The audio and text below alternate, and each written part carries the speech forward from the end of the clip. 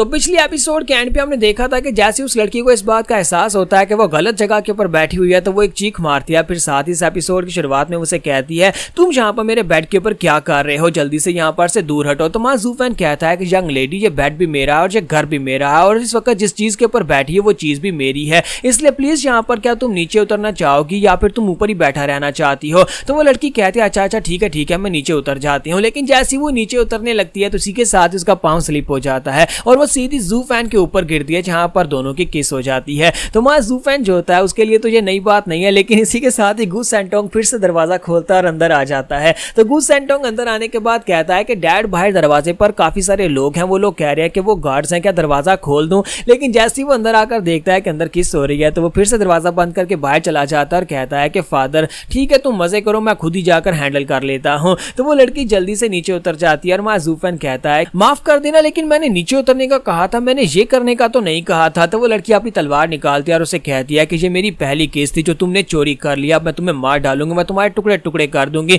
कमीने कहीं कि तुमने ये मेरे साथ क्या कर दिया, तुमने मेरी पहली केस मुझसे चोरी कर ली है। माँ ज़ूफेन उसे कहता है कि यंग लेडी क्या हो गया, पागल तो नहीं हो गई, तुम यहाँ पर कर क्या रही हो, ये बिस्तर मेरा, ये घर मेरा और तुमने यहाँ पर मेरे ऊपर गिरी थी और तुम मेरे ऊपर खुद बैठी थी, फिर मेरे ऊपर गिर गई और उसके बाद किस हो गई। मैंने तो यहाँ पर कुछ भी नहीं किया, ये सब कुछ तुम्हारी वजह से हुआ है, मैं तो तुम्हारा सेवियर हूँ, मैं तुम्हारी जान बचा रहा था, ये सारी तुम्हारी गलती है। तो वो लड़की रोना शुरू कर देती है। फिर साथ उसे कहती है कि हाँ मुझे पता है कि ये मेरी गलती है, लेकिन तुमने मेरा फायदा उठाया और मैं तुम्हें मार डालूंगी, अब तुम मेरे हाथ से नहीं बचोगे। और इसी के साथ ही वो लड़की अपनी तलवार लेकर ज़ूफेन को मारने के लिए आगे बढ़ी होती है, जबकि माँ ज़ूफेन सोच रहा होता है कि लगता है कि अब यहाँ पर वक्त आ चुका है इस लड़की को ठिकाने लगाने का, अब मैं यहाँ पर इसकी नॉनसेंस को और ज्यादा बर्दाश्त नहीं कर सकता। अगर मैं इस लड़की को मारकर जाकर चौराहे में फेंक देता हूँ तो मुझे लगता है कि इस लड़की की डेड बॉडी को पहचानने के लिए गार्ड जरूर आएंगे और वहां पर से मुझे कोई इन्फॉर्मेशन या क्लू मिल सकता है, तो यहाँ पर इस लड़की को जिंदा रखने का कोई फायदा ही नहीं है। लेकिन जैसे वो लड़की आगे बढ़कर ज़ूफेन को मारने लगती है, इसी के साथ ही बाहर से आवाज आती है दरवाजे के ऊपर। माँ गू सेंटोंग जाकर जब दरवाजा खोलता है तो वहां पर फ्लाइंग क्लाउड सिटी के गार्ड्स आते हैं और कहते हैं कि हम लोग गार्ड्स हैं और हम लोग चेक करने के लिए आए हैं।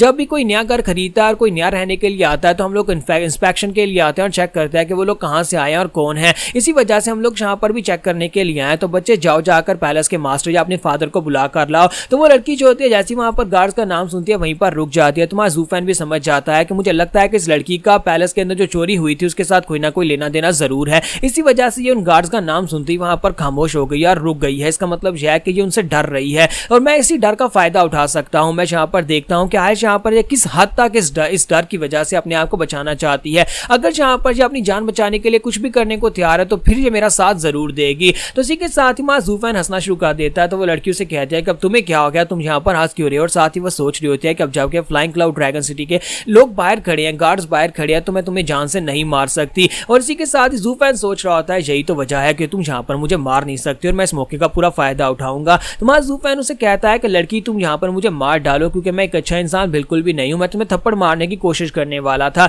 तो वो लड़की उसे कहती है नहीं, मुझे पहले से पता है कि तुम मुझे थप्पड़ मारने की कोशिश करने वाले थे, तुम एक अच्छे इंसान नहीं हो, लेकिन मैं सिर्फ थप्पड़ मारने के लिए तुम्हें मार तो नहीं सकती। तो माँ ज़ूफेन कहता है लेकिन तुमने ये भी देखा ना कि मैंने तुम्हारी पहली केस को चोरी कर लिया, इसलिए प्लीज यहाँ पर मुझे मार डालो, तुम्हारे लिए यही बेहतर रहेगा। और मुझे लगता है कि मैंने यहाँ पर तुम्हारे साथ कुछ बहुत ही गंदा किया जिसकी वजह से तुम्हें मुझे मार देना चाहिए। तो वो लड़की कहती है कि फर्स्ट केस तो वो तो मेरी गलती थी, मैं तुम्हारे पर गिर गई, लेकिन तुम यहाँ पर किस बारे में बात कर रहे हो कि तुमने मेरे साथ कुछ और गंदा किया है। तो माँ ज़ूफेन आगे बढ़ता है और उसे कहता है कि तुम्हें बहुत ज़्यादा मुबारक हो, अब तुम यहाँ पर एक लड़की से औरत बन चुकी हो। तो वो कहती है इस बात का क्या मतलब है। तो माँ ज़ूफेन उसे कहता है कि इस बात का वही मतलब है, एक लड़का एक लड़की के साथ जो करता है वो तुम्हारे साथ हो चुका है। तो ये बात सुनते ही वो लड़की घबरा जाती है और कहती है ये क्या बकवास कर रहे हो, ऐसा कुछ भी नहीं है, तुमने यहाँ पर ऐसा कुछ भी नहीं किया। तो माँ ज़ूफेन कहता है कि क्या तुम्हें नहीं पता, शायद तुम्हें यहाँ पर इस बारे में आइडिया नहीं है, तुम यहाँ पर 3 दिन से बेहोश थी और मैं तुम्हारे साथ था। अगर जरा सोच कर देखो मैं तुम्हारे साथ क्या क्या नहीं किया होगा, जरा खुद अपनी बॉडी को चेक करके देख लो, तुम्हें महसूस हो जाएगा कि। तो वो लड़की बेचारी बहुत ज्यादा घबरा जाती है क्योंकि माँ ज़ूफेन जो होता है उसकी शराफत का फायदा उठा रहा होता है। ज़ूफेन उसे कहता है कि हाँ मैं तुम्हारे साथ वो सब कुछ कर दिया है। तो वो लड़की जो होती है वो कहती है ऐसा बिल्कुल पॉसिबल नहीं है, ये नहीं हो सकता।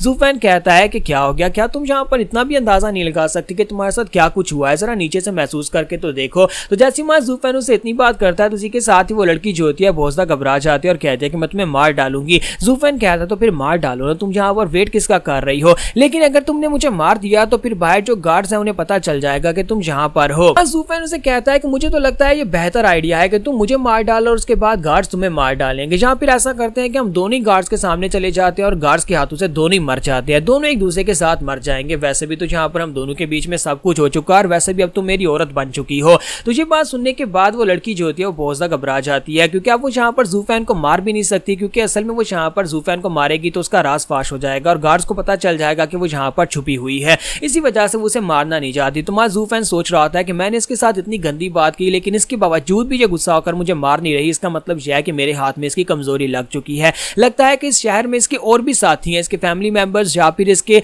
अपने सेक्टर के लोग हो सकते हैं जिनको बचाने के लिए, ताकि उनके बारे में गार्ड्स को पता ना चले। ये जहां पर इतनी गंदी बात को भी चुपचाप सह गई है। तो इसी के साथ ही वो लड़की घुटने टेक कर बैठ जाती है। तो ज़ूफेन कहता है क्या तुम मुझे जान से नहीं मारोगी? तो वो कहती है नहीं, मैं तुम्हें नहीं मार सकती। तो ज़ूफेन कहता है कि अच्छा ठीक है, अगर तुम मुझे नहीं मार सकती तो मैं तुम्हें यहाँ पर एक और सीक्रेट बताता हूँ, और वो सीक्रेट यह है कि मैंने तुम्हारे साथ कुछ भी ऐसा वैसा नहीं किया, मैं बस झूठ बोल रहा था। तो ये बात सुनती वो लड़की कहती है कि अब तुम झूठ बोल रहे हो, तुमने मेरे साथ किया है। तो ज़ूफेन कहता है बकवास बंद करो, तुम्हें यहाँ पर क्या इतना भी आइडिया नहीं है? क्या तुम वाकई में इतनी मासूम हो कि तुम्हें इतना भी आइडिया नहीं है कि तुम्हारे साथ कुछ भी गलत नहीं हुआ? तो वो लड़की उसे कहती है तो फिर आए तुमने यहाँ पर मुझसे झूठ बोला ही क्यों? तो ज़ूफेन कहता है कि मैं तो बस यहाँ पर चेक कर रहा था कि पानी कितना गहरा है, और मैं ये देख रहा था कि तुम्हारे लिए कौन सी चीज ज्यादा प्रेशियस है और तुम क्या यहाँ पर मेरा साथ दोगी भी या नहीं। तो यहाँ पर हमारी एपिसोड 765 का एंड होगा और नेक्स्ट एपिसोड में देखेंगे क्या यह लड़की ज़ूफेन का साथ देगी और उसे सच्चाई बताएगी कि आखिर वो लोग यहाँ पर क्या चोरी करने के लिए आए थे।